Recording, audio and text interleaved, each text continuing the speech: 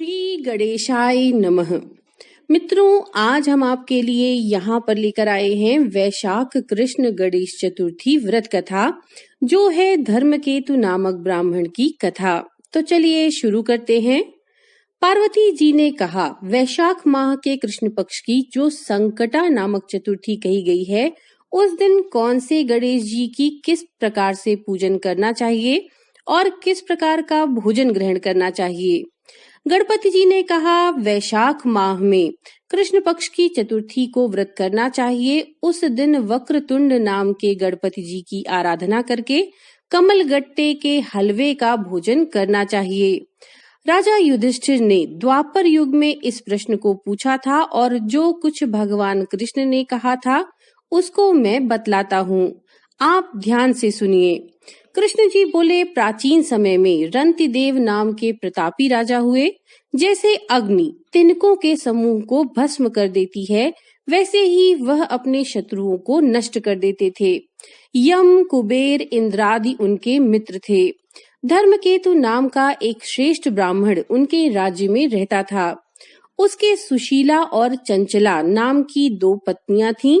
सुशीला सदैव कोई न कोई व्रत करती थी, अतः उसका शरीर दुर्बल हो गया था। इसके विपरीत चंचला कभी कोई उपवास नहीं करती थी और वह सदैव भरपेट भोजन करती थी। कुछ समय पश्चात सुशीला को एक सुंदर लक्षणों वाली कन्या हुई और चंचला को एक पुत्र पैदा हुआ। इस बात पर चंचला सुशीला को ताना मारकर बोली, अरे सुशीला, तूने इतने उपवास करके अपने शरीर को दुबला बना लिया, फिर भी तूने एक दुर्बल कन्या को पैदा किया। मेरी ओर देख, मैंने कभी व्रत नहीं किया। मैं कैसी हृष्टपुष्ट हूँ और वैसे ही बालक को मैंने जन्म दिया है। अपनी सौत का यह व्यंग सुशीला के हृदय को पीड़ा देने लगा।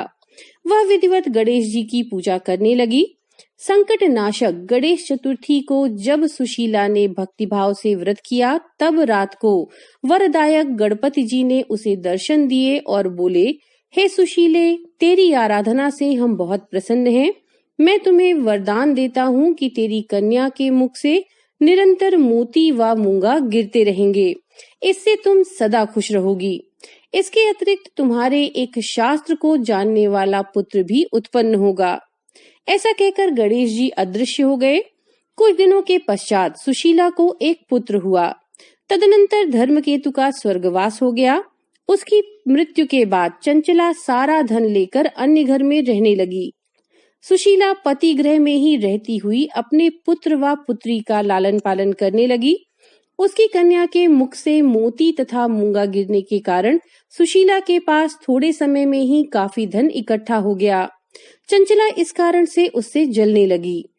एक दिन चंचला ने हत्या करने के इरादे से सुशीला की पुत्री को कुएं में गिरा दिया। उस कुएं में गणेश जी ने उसके जीवन की रक्षा की तथा वह बालिका राजी खुशी अपनी माता के पास वापस लौट आई। ऐसा देखकर चंचला का मन बड़ा क्रोधित हो गया। वह विचारने लगी कि ईश्वर जिसकी रक्षा करता है उसे कोई भी नहीं मार सकता। सुशीला अपनी पुत्री को पुनः प्राप्त करके अति प्रसन्न हो गई। पुत्री को अपनी छाती से लगाकर कहने लगी, भगवान गणपति जी ने तुझे दोबारा जीवन दिया है। जिनका कोई नहीं होता उनके स्वामी गणेश जी हैं। चंचला ने आकर उसके पैरों में अपना सर झुकाया। चंचला को देखकर सुशीला बहुत आश्चर्य में पड़ गई। चंचला ने हाथ जोड़कर कहा, बहन सुशीले, मैं बहुत पापिनी एवं नीच हूँ। आप दया करने वाली हैं। आपने दोनों कुलों का भला किया है। आप मेरी गलतियों को क्षमा कर दें। जिसके भगवान रक्षक हैं उसका कोई कुछ नहीं बिगाड़ सकता। जो मनुष्य साधुओं एवं अच्छे पुरुषों के दोषों को देखते हैं, वे अपने कर्म से स्वयं ही नाश को प्राप्त हो जाते हैं। तत्पश्चात चंचला ने भी उस कष्ट नाशक तथा पुण्य को देने वाले संकट नाशक गणपति जी के व्रत को किया। गणपति जी की कृपा से उन दोनों में आपस में मित्रता हो गई। जिस पर गणेश जी प्रसन्न होते हैं, उसके बैरी भी सखा बन जाते हैं। सुशीला के संकट नाशक गणेश चतुर्थी का व्रत किए जाने के फल स्वरूप उसकी सौत चंचला का मन पलट गया। श्री गणेश जी कहते हैं, हे देवी, मैंने पूर्व काल की सारी बात बता दी। इस संसार में इससे सुंदर आपत्तियों को दूर करने वाला कोई अन्य व्रत नहीं है।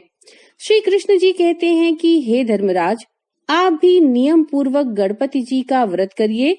इसे करने से आपको शत्रुओं पर विजय प्राप्त होगी तथा अष्ट सिद्धियां व नवनिधियां आपकी सेवा में रहेंगी और कुछ समय पश्चात ही आप अपना राज्य प्राप्त कर लेंगे। तो बोलिए गजानन महाराज की जय। तो मित्रों, ये थी वैशाख माह के कृष्ण पक्ष के गणेश चतुर्थी की व्रत कथा। नमो नारायण।